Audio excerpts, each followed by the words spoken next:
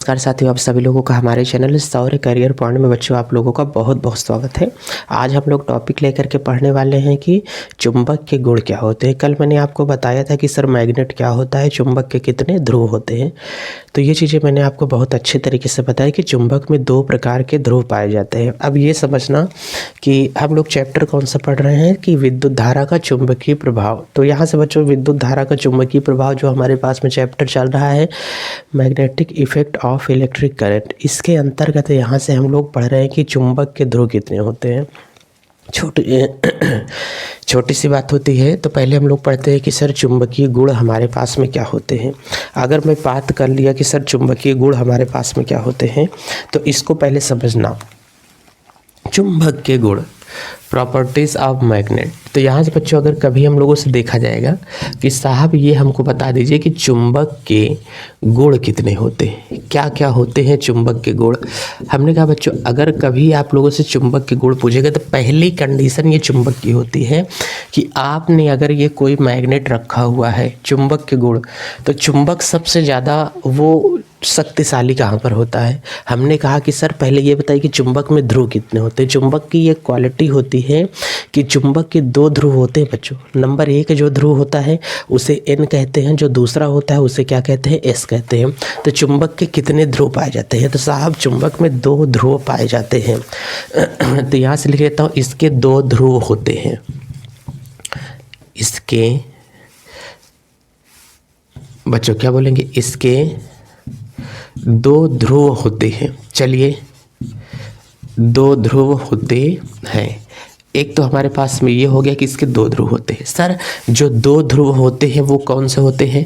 हमने कहा सर अगर ये कोई हमारे पास में मैं मैग्नेट बना देता हूँ तो साहब एक इसमें सिरा N होगा, एक सिरा इसमें क्या होता है, S होता है। अब N होगा और क्या होगा, S होगा। N वाले सिरे को हम लोग बच्चों कहते हैं कि साहब ये हमारे पास में उत्तरी ध्रुव होगा, इसे नॉर्थ पोल कहते हैं। और ये वाला जो हमारे पास में होता है साहब इसे दक्षिण ध्रुव कहते हैं। इसे क्या बोलेंगे, इसे दक्षिण ध्रुव कहा जाएगा या दक्षिणी ध्रुव भी कह सकते हो। इसे हम लोग बोलते हैं साहब ये साउथ पोल होगा। और ये बच्चों हमारे पास में क्या होता है, यहाँ से नॉर्थ पोल होता है। तो बच्चों ये साउथ पोल होगा और ये हमारे पास में क्या होगा, नॉर्थ पोल होगा। एक बात तो इतनी हमेशा ये समझ लेना कि इसका अगर चुंबक को, एक चुंबक की क्वालिटी तो ये हो गई कि चुंबक में कितने ध्रुव पाए जाते हैं। तो साहब ये हमको जवाब मिल गया कि चुंबक में 2 ध्रुव पाए जाते हैं। हमने कहा कि एक चुंबक को कभी तोड़ा जा सकता है क्या, तो नंबर 1 चुंबक को कभी तोड़ करके 2 भागों में नहीं बांट सकते हैं। जैसे हमने कहा अगर मैं इसको बीच से यहाँ से ब्रेक करूँ, तोड़ दूँ, सोचो N अगर अलग हो जाए, S अलग हो जाए, तो चुंबक के ध्रुवों को कभी अलग नहीं किया जा सकता है। वो अपने आप में एक पूर्ण चुंबक होता है। तो हमने कहा चुंबक को कभी आधा नहीं किया जा सकता।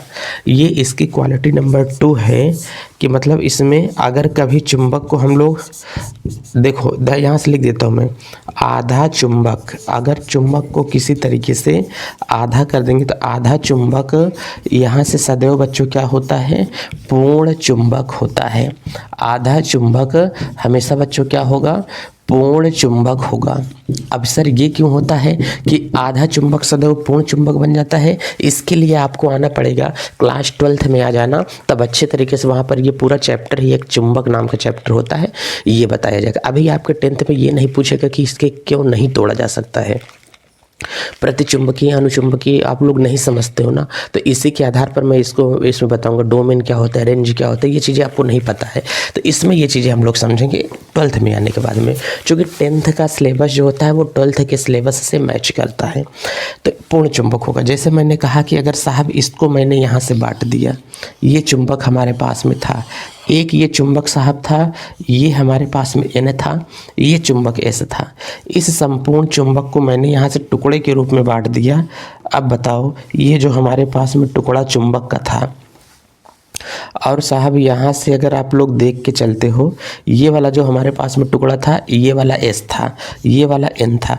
तो एक प्रत्येक समूच चुंबक को यदि दो टुकड़े में बांट देते हैं तो ए वाला ध्रुव हमारे पास में एस बन जाएगा, ये वाला ध्रुव क्या बन जाएगा, एन बन जाता है। अब देखो यहाँ पर ये दोनों चुंबक दो टुकड़े में बट गया, ये भी एक पूर्ण चुंबक बन गया, इसे भी हम लोग कहेंगे एक पूर्ण चुंबक। सर इसको भी हम बीच से तोड़ देंगे। तुम इसको बीच से तोड़ दो और इसको भी तुम क्या करो बच्चों, यहाँ से बीच से तोड़ दो। देखो इसको भी, ये वाला तो एन ही रहेगा, ये वाला एस बन गया, ये वाला तो एस ही रहेगा, ये वाला एन बन गया। ठीक है, अब तुम इस वाले को भी तोड़ दो बीच से। तो हमने कहा साहब इसको भी हमने बीच से तोड़ दिया, लीजिए इसको भी हमने यहाँ बीच से तोड़ दिया। ये वाला ऐसे ही रहेगा, ये वाला एन बन गया, ये वाला तो ये नहीं रहेगा, ये वाला यस बन गया। देखो एक पूर्ण चुंबक को तोड़ने पर सदैव हमको एक समूह चुंबक को तोड़ने पर सदैव जो चुंबक का टुकड़ा बचता है वो भी एक क्या होता है, पूर्ण चुंबक ही होता है। अर्थात इस बात से हमें ये सीख ले लेनी चाहिए कि चुंबक कभी टूटता नहीं है, ये एक बेशर्म इंसान होता है, ये कभी नहीं टूट सकता है। इसे कितना भी चाहो आधा कर दो, टुकड़ा कर दो, लेकिन फिर भी ये क्या होगा, समूचा ही रहेगा, ये कभी टूट नहीं सकता है। ठीक उसी प्रकार से जिस प्रकार से इंसान को लाइफ में कितना भी सीख देते रहो, कितना भी सिखाते रहो, लेकिन वो इंसान अपनी हरकतों से बाज नहीं आते हैं। कभी तुमको उनकी लाइफ में कोई एक ऐसा सच देखने को मिल जाएगा जिससे कि आपका दिल हमेशा के लिए टूट जाएगा। तो उसी तरीके से ये हमारे पास में क्या होता है, चुंबक भी होता है कि ये कभी भी इसको कितना भी तोड़ते जाओ ये अपनी बेशर्मियत नहीं छोड़ते हैं। ठीक उसी इंसान की तरह से, मतलब एक ऐसा सच जिसका आज तक कोई तोड़ ही ना हो। ठीक, तो वही तरीके से हमारे पास में ये भी होता है, समझे। अब ये हमारे पास में क्या हो, तो चुंबक का ये दूसरा गुण होगा। सर चुंबक की तीसरी क्वालिटी बता दीजिए। हमने कहा चुंबक की तीसरी क्वालिटी ये होती है, अगर ये हमारे पास में चुंबक है तो ये चुंबक का एक ध्रुव होगा, ये चुंबक का दूसरा ध्रुव होगा। इसको अगर मैं लोहे में ले जा कर के डुबा दूँ, लोहे के भुरादे में जो लोहे का पाउडर होता है, तो ये चिपक लेगा लोहे के टुकड़े को। सबसे ज़्यादा कहाँ पर चिपकेगा मालूम है, किनारों पर। चुंबक में सबसे ज़्यादा पकड़ कहाँ पर होती है, किनारों पर होती है, बीच में पकड़ नहीं होती, एकदम बीच में तो जीरो होती है। वहाँ पर ना तो वो आकर्षण करेगा ना तो प्रतिकर्षण, एकदम वहाँ पर न्यूट्रल जैसा वो व्यवहार करता है चुंबक, एकदम अपने बीच में। चुंबक उदासीन भी होते हैं। चुंबक के कुछ पॉइंट ऐसे होते हैं जहाँ पर चुंबक ना तो आकर्षण करेगा ना तो वहाँ पर चुंबक क्या करेगा, प्रतिकर्षण करेगा। ये भी पॉइंट होता है। तो पहली बात ये समझना है कि चुंबक में सबसे ज़्यादा आकर्षण और प्रतिकर्षण कहाँ पर पाया जाता है। चुंबक जिस जगह पर सबसे ज़्यादा आकर्षण करता है उसे कहते हैं उसका चुंबकत्व।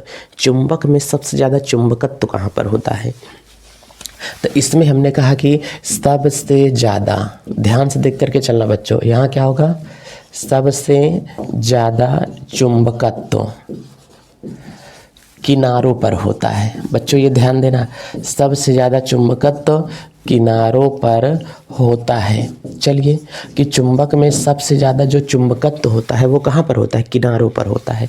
जैसे हमने कहा कि ये हमारे पास में क्या होगा बच्चों, चुंबक होगा, ये इसका एन ध्रुव होगा, ये इसका क्या होगा, एस ध्रुव होगा। लोहे के भुरादे में अगर इसको हम डाल देंगे तो सबसे ज़्यादा ये कहाँ पर चिपकेगा, अपने इस वाले एन ध्रुव पर चिपकेगा, और सबसे ज़्यादा लोहे के टुकड़े को कहाँ पर चिपकाएगा, एस ध्रुव पर चिपकाएगा।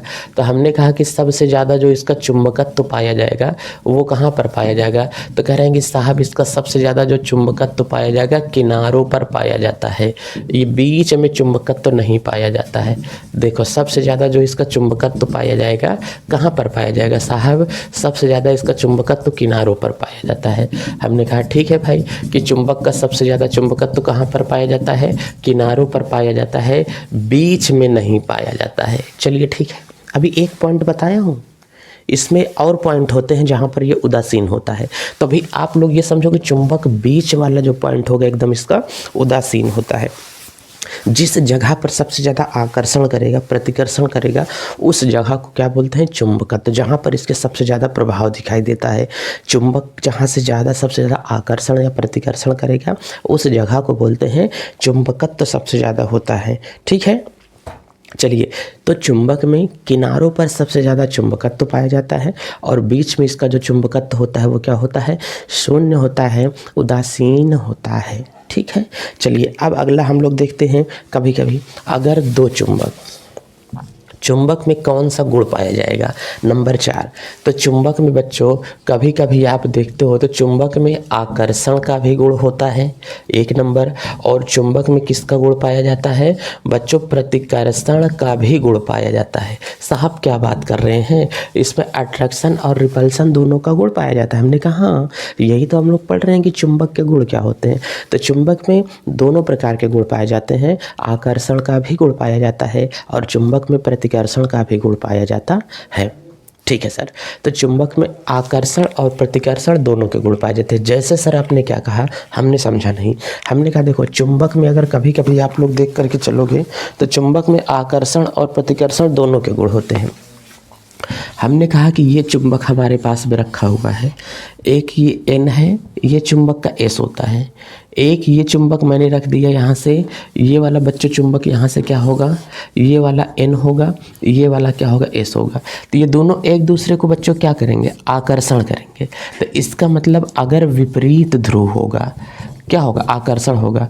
अगर S से N मिलेगा तो हमेशा क्या होगा, आकर्षण। अगर N से क्या मिलेगा, S मिलेगा तो हमेशा क्या होगा, आकर्षण होता है। अगर कभी भी चुंबक में मिल गया N हो गया, ये S होगा। एक ध्रुव मैंने दे दिया S, ये वाले N, तो बताओ इन दोनों के बीच में क्या होगा। कह रहे हैं कि साहब दोनों के बीच में क्या हो जाएगा, प्रतिकर्षण होता है। तो इन दोनों के मध्य में हमेशा बच्चों क्या होता है, प्रतिकर्षण ही होता है।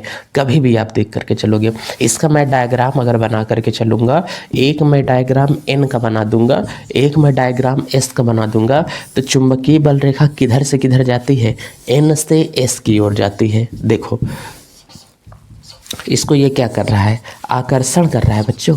ये इसको क्या कर रहा है, आकर्षण कर रही है। समझ में आ रहा है। तो ये इसका जो हमने कहा कि ग्राफ इसके बीच में हमारे पास में बन रहा है, ये आकर्षण होगा। लेकिन हमने कहा कि यहाँ से मैं एक N बना देता हूँ और फिर यहीं से मैं एक N बना दूंगा। ये देखो दोनों के दोनों देखो, ये इसके प्रतिकर्षण के स्रोत हैं। यहाँ से चुंबकीय बल रेखा निकल के जाएगी इधर की ओर, इधर से निकल के आएगी इधर की ओर, दोनों टकरा जाएंगी। तो दोनों एक दूसरे से मिलेंगे नहीं तो ऊपर की ओर दोनों निकल जाएंगी, इधर की ओर दोनों निकल आएंगे। लेकिन हमने कहा कि ये कभी एक दूसरे से नहीं मिलेंगी, इस तरीके से हो जाएगा। लेकिन दोनों सोचो कभी मिल जाएं तो ये दोनों आपस में मिलने वाली नहीं है, कभी नहीं मिलेंगी बच्चों, ऐसे चली जाएंगी। तो इसके बीच में ये वाला पॉइंट जो आ रहा है शून्य होगा, यहाँ पर कोई चुंबक का आकर्षण प्रतिकर्षण नहीं होगा। तो हम लोग कह सकते हैं कि साहब ये जो यहाँ पर मिल रहा है ये भी चुंबक का क्या होगा, प्रतिकर्षण बिंदु हमने चित्र में दर्शा दिया। तो चुंबक के समान ध्रुव अगर मिलते हैं तो वो क्या करते हैं, आकर्षण। अगर कभी चुंबक के विपरीत ध्रुव मिलते हैं तो वो हमेशा क्या होते हैं, प्रतिकर्षण होते हैं। समझ में आया। तो चलिए ये भी हमको समझ में आ गया। अब ये हमने कह दिया कि सर चुंबक आकर्षित भी करता है और प्रतिकर्षित भी करता है। सर ये जो आपने रेखा निकाला, इस रेखा को क्या कहते हैं बच्चों, इस रेखा को कहते हैं चुंबकीय बल रेखा। ध्यान से समझना, ये जो हमने आपको रेखा बनाया, इस रेखा को कहा जाता है चुंबकीय बल रेखा। और ये जो एरिया मैं किनारे किनारे बना रहा हूँ, ये चुंबक का जो एरिया बनाया जा रहा है इसे कहा जाएगा चुंबकीय क्षेत्र। अब जो किसी चुंबक के चारों ओर का जो क्षेत्र होता है, जितनी दूर पर चुंबक को लाने पर वो खींच लेगा, उसे कहते हैं चुंबकीय क्षेत्र। चुंबक के चारों ओर के क्षेत्र को क्या कहते हैं, चुंबकीय क्षेत्र। चुंबकीय क्षेत्र को जिन काल्पनिक रेखाओं के द्वारा प्रदर्शित किया जाता है उसे कहते हैं चुंबकीय बल रेखा। बात समझ में रहा, कितनी तेजी से किसी को वो खींच रहा है उसे कहा जाता है चुंबकीय क्षेत्र की तीव्रता। तो चुंबकीय क्षेत्र की तीव्रता का मतलब कोई जितना तेज किसी को खींचेगा उसको बोला जाएगा उसकी तीव्रता उतनी क्या है, ज़्यादा। तो बड़े चुंबक की तीव्रता होती है ज़्यादा, छोटे चुंबक की तीव्रता होती है कम। इतनी बातें आपके